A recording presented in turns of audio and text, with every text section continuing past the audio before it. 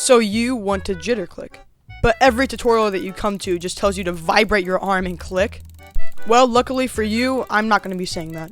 In today's tutorial, I'm going to be going in depth in jitter clicking, talking about some key tips that I use to jitter click, and some overall tricks that I think most of you guys are probably forgetting, and it might be the reason why you're not really jitter clicking correctly. Okay, so I guess I'm just going to go over what jitter clicking is. So jitter clicking is when you tense up your forearm or your whole entire arm to vibrate your finger, or in this case, your whole entire arm, to rapidly click your mouse button. So this is going to give you like really high CPS if you can do this correctly. And it's used by a lot of people, and it's very efficient if you can actually do it correctly. So that's basically like the whole thing about jitter clicking, but right now I'm going to talk about my trick that a lot of people are probably forgetting. Now, instead of completely relying on the vibrations of your arm, what you want to do is actually give your hand a little bit of a bobbing motion. Now, I'm not talking about doing it like this, alright? That's way too much. You're not going to be shaking it that much. But if you just like give it a very small bobbing motion, like up and down, you'll actually notice that it keeps your jitter click consistent.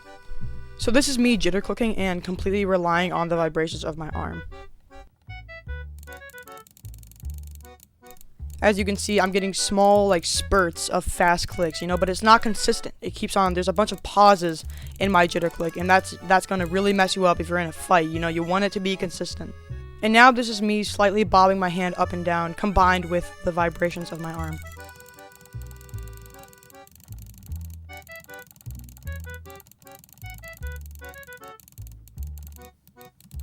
As you can see, the jitter click is so much more consistent.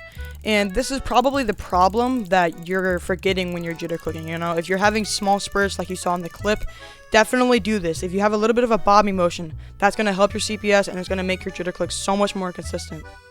Okay, so now that you know how to jitter click and what you need to do, I'm going to be going over the hand positions. So I'm only going to be doing 3 hand positions because there was a ton of them, but this video would be super long if I did that, and I'm trying to keep this a pretty short video because I know a lot of people don't want to stay this long, so I'm going to make this very brief. So this first hand position is what I would definitely recommend for first time jitter clickers. So if this is your first time jitter clicking and you're just now getting started, I would definitely start with this hand position. This hand position is called the ring position, and I'm going to show what it looks like in action right now.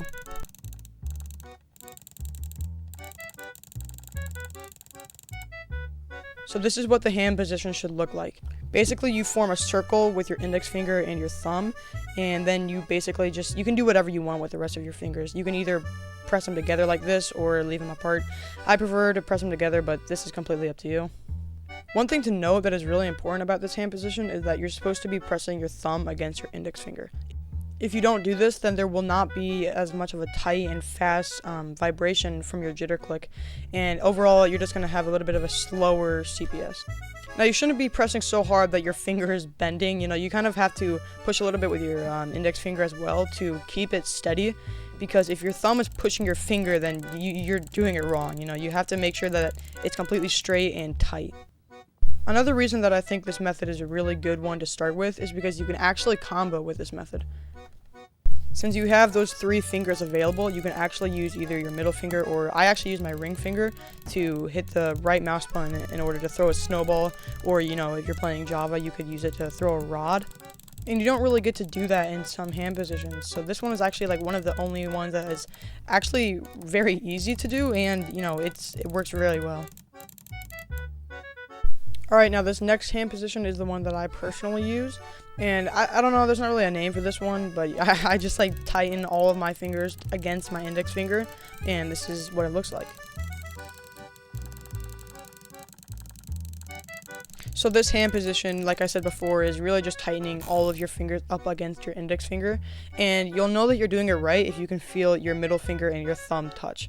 So that's kind of how I know that I'm doing it right. As you can see right there, those 2 are touching, and you're going to have your thumb touch your index finger just like the ring position, and then you're going to take your middle finger and touch it lightly on the thumb. And then with those 2 fingers pressing together, it's going to apply a lot more pressure to your index finger, which will give you a lot of a faster motion in jitter clicking. Now, unfortunately, this method actually can't snowball. I mean, you might be able to with your pinky, but like for me, it's very hard to combo, and that is kind of a downfall for this clicking method. But it is what it is. It's really good if you want to get like fast CPS for PvP. but it will be very hard to throw a snowball or throw a rod at someone. Okay, so this last method is what I would say is for more advanced jitter clickers. Okay, so if you've been jitter clicking for a long time and you're used to it, then this will probably work very well for you. This is like one of the hardest ones, but it's definitely like probably the best jitter clicking hand position because you have your thumb and your pinky actually holding it, so you do have a little bit more of a better grip, and it'll be a lot easier to move around than all the other ones. As you can see, you're usually having your the back of your hand on the back of the mouse, but with this position you can have your thumb and your pinky holding it. Okay, now before you rush to the comments and start correcting me saying that it's not jitter clicking, let me just explain this for a second. In a way, yes, you are right. This is technically considered normal clicking, about 10 to 11 CPS. But I decided to put it in this video because, you know, jitter clicking is vibrating your arm, and while this is vibrating your finger, you know, it's in kind of the same category. You know, they're both vibrating something. So the main thing to remember when you're doing this method is to vibrate your index finger, okay? You're not really focusing on your forearm anymore. You're focusing on your fingers, whichever one you're using. Whether you're placing blocks, it would be the middle finger. But you're really going to be vibrating only your finger, and you can vibrate your forearm a little bit if you're having trouble.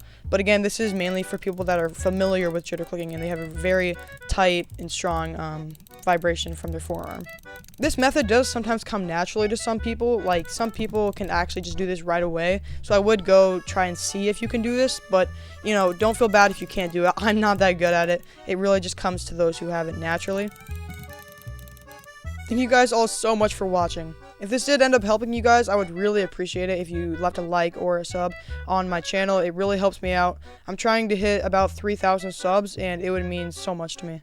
If you haven't seen these other videos, I actually made a separate video of all the other tutorials, like, you know, butterfly clicking and drag clicking. So if you haven't seen those and you're wanting to learn that, I have actually have those on my channel, and you can go check them out if you want.